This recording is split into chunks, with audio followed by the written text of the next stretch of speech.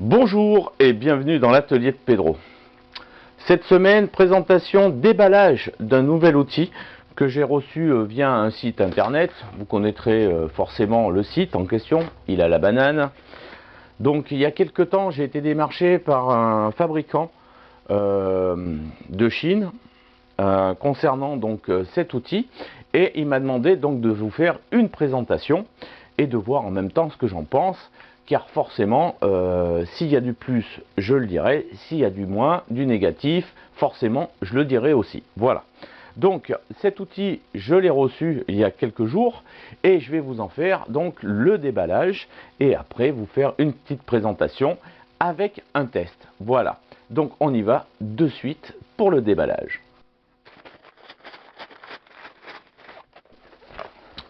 Donc, voilà. Donc, cet outil est présenté dans une petite sacoche simili cuir avec simili sky, plutôt sky, pas cuir, voilà. Donc c'est du plastique, hein, on va dire.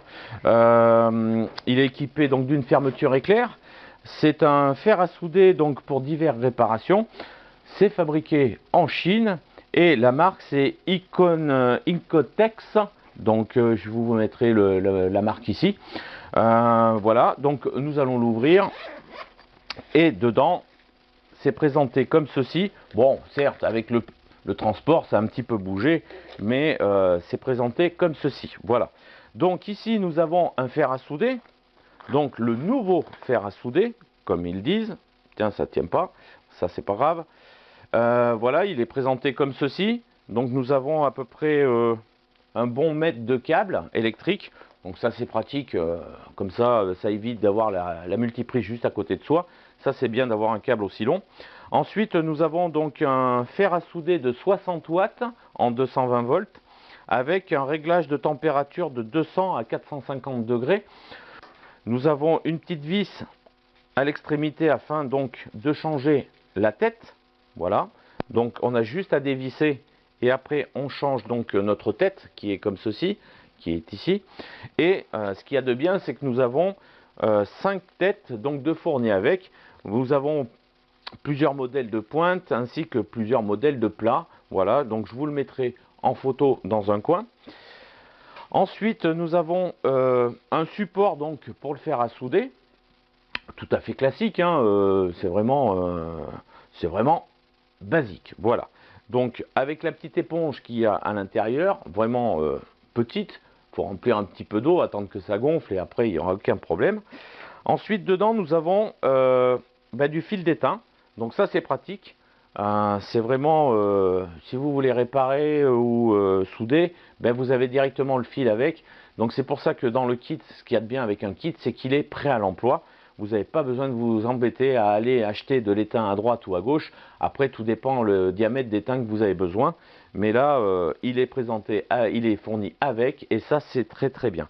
Par contre, bon pour moi, il est un petit peu petit, mais on va peut-être pas prendre celui-ci.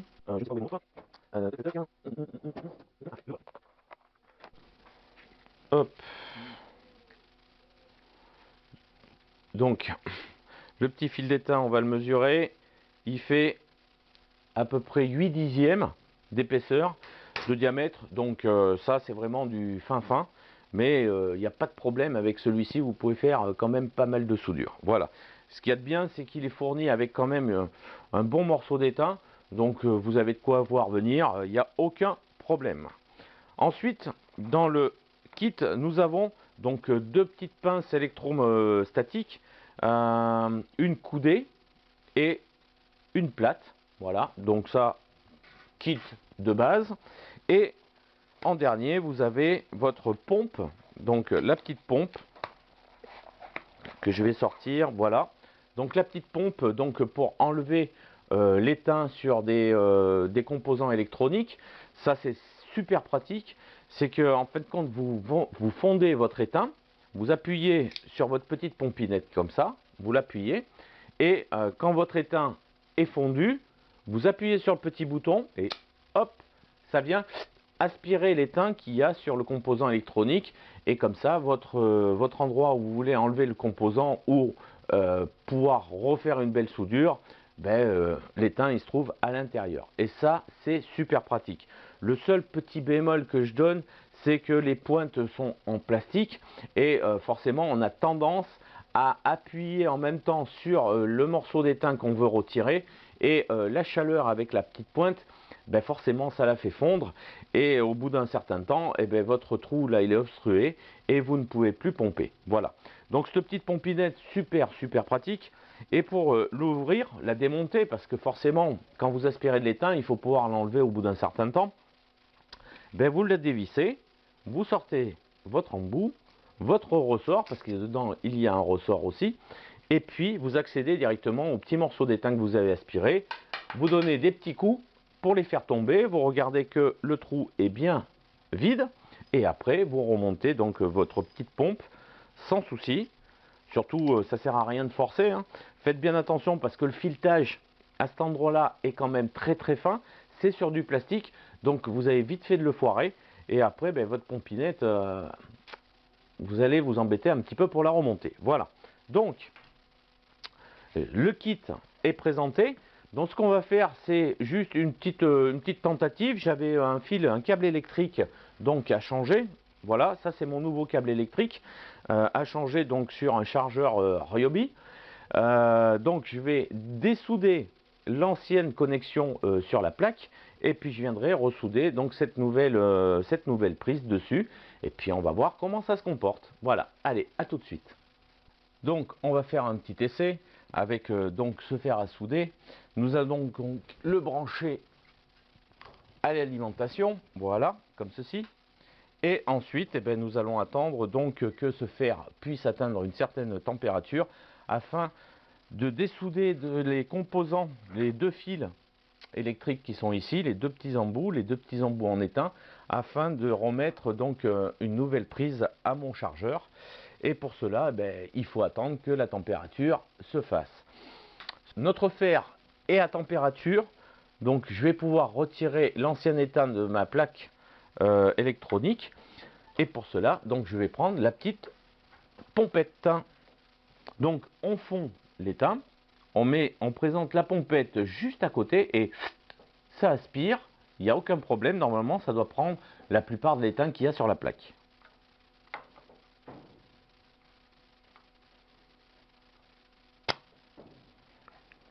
Voilà.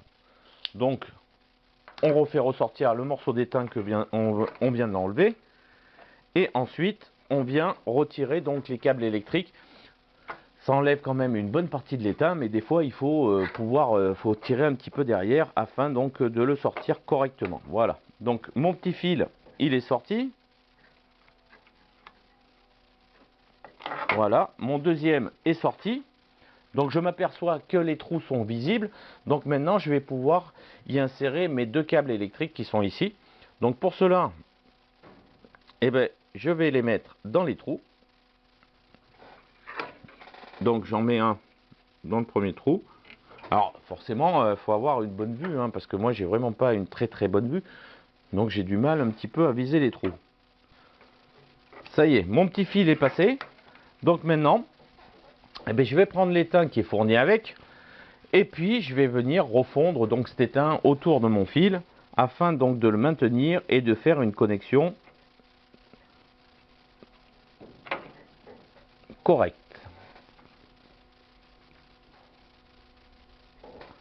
Voilà, le chargeur est remonté et testé, donc il fonctionne nickel.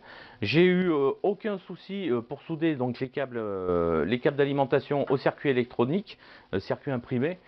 J'ai eu aucun souci. Voilà.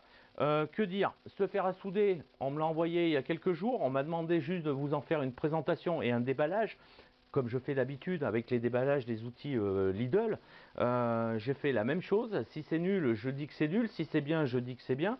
Là, il a fait son boulot. Je lui ai demandé de souder. Il a fait son boulot. Voilà. Je dis que je m'en resservirai encore. Voilà. Ça, c'est génial. Après, il y a un petit bémol, mais vraiment un petit bémol. C'est juste le manque d'une LED dessus. Une toute petite LED, juste pour vous signaler comme quoi le fer fonctionne.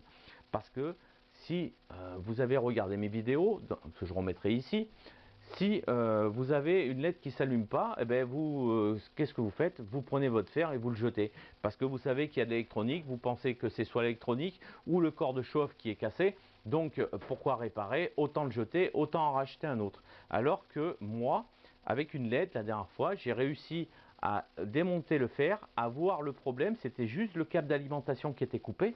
Donc il a fallu que je rechange le câble d'alimentation. Et par comble, c'est qu'il me fallait un deuxième fer à souder obligatoire parce que comme c'était pris aussi sur le circuit imprimé, il fallait obligatoirement un deuxième fer à souder pour enlever donc les soudures du câble d'alimentation. Et donc c'est pour ça que je dis qu'une LED, ça serait pas du luxe. Voilà. Vous avez donc de l'étain qui est fourni avec. Ça, comme ça, vous pouvez attaquer de suite les circuits imprimés, il n'y a aucun souci, ou toute autre soudure. Hein. Vous avez 5 pointes de fourni avec, donc des pointes et des pointes plates. Vous avez le support du fer avec son éponge qu'il faudra mouiller forcément. Les deux pinces antistatiques coudée et droite, et vous avez la sacoche donc de transport et aussi pour ranger votre matériel dedans afin donc de le ranger dans un endroit que vous ne cherchiez pas à le faire d'un côté, l'étain de l'autre, tout est au même endroit, ça c'est nickel. Voilà, le seul bémol pour vous, c'est que faites gaffe de ne pas le ranger encore chaud, car il va fondre la sacoche et là franchement ça va sentir le brûler, ça va tout sentir, ça va tout coller sur votre embout, ça va être dégueulasse et puis ça va pas être facile à nettoyer. Voilà, donc c'est pour vous dire que cette vidéo, comme je vous dis, je n'ai rien gagné. Par contre, j'ai réussi à vous négocier 10% de ristourne, une remise de 10% sur le site Amazon. Je vous mets le lien de description juste en dessous. Le code, forcément, pour 10% de remise, il faut un code. Et le code, c'est celui-ci, Atelier Pedro. Par contre, il est valable que 7 jours à compter de la sortie de la vidéo. Donc si vous en voulez un, bah, dépêchez-vous. Si votre enfant rentre à l'école qui a besoin d'un fer à souder, bah, faites un achat. Après, je ne vous demande pas d'acheter que celui-là. Faites un achat d'un fer à souder. Après, vous bénéficiez juste de 10%. Voilà. Donc, le prix est tout à fait raisonnable.